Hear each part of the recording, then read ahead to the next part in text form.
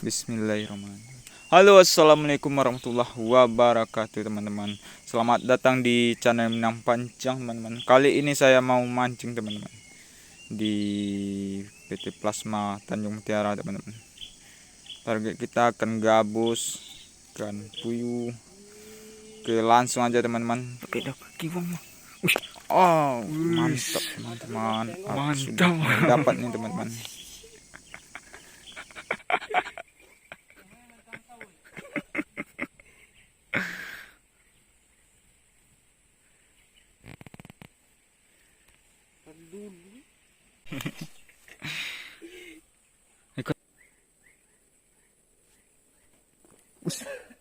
Dapat, pes.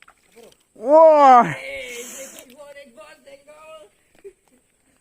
mantap, bro.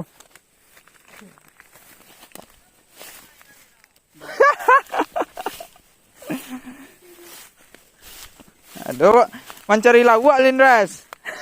Jadi namanya main lah. Yo.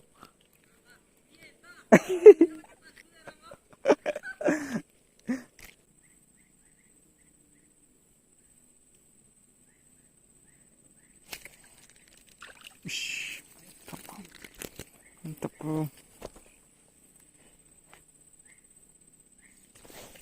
Batok, bro, batok. Pernah kesal nampaknya. Betul dia nggak jurang deh.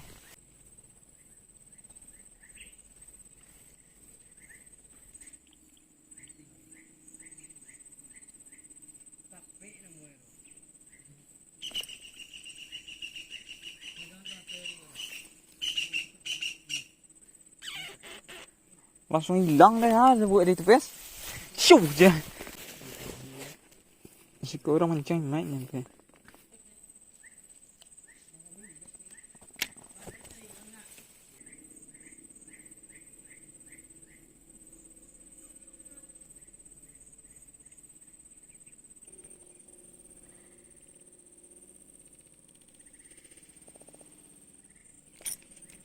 Wadang.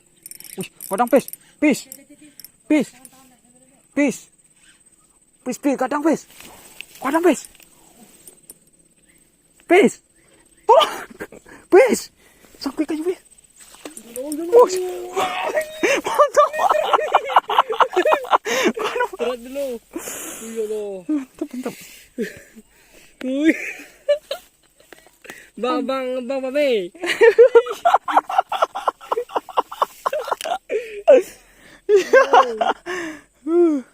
Mana pes? Godeng aja Bape. Kurang.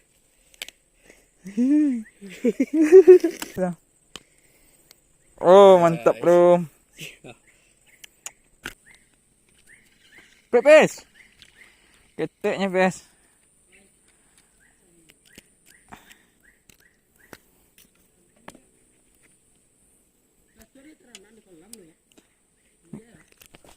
Belum gua.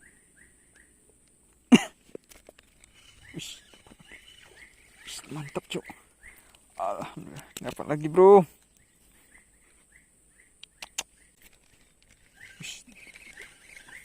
Dapat lagi, bro.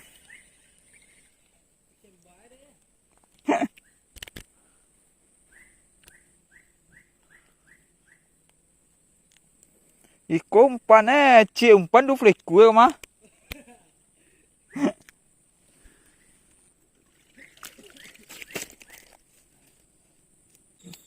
Mana nih guys hasilnya? Guys. Wis mantap hasilnya. Dulu. Pasti dulu. Ini guys.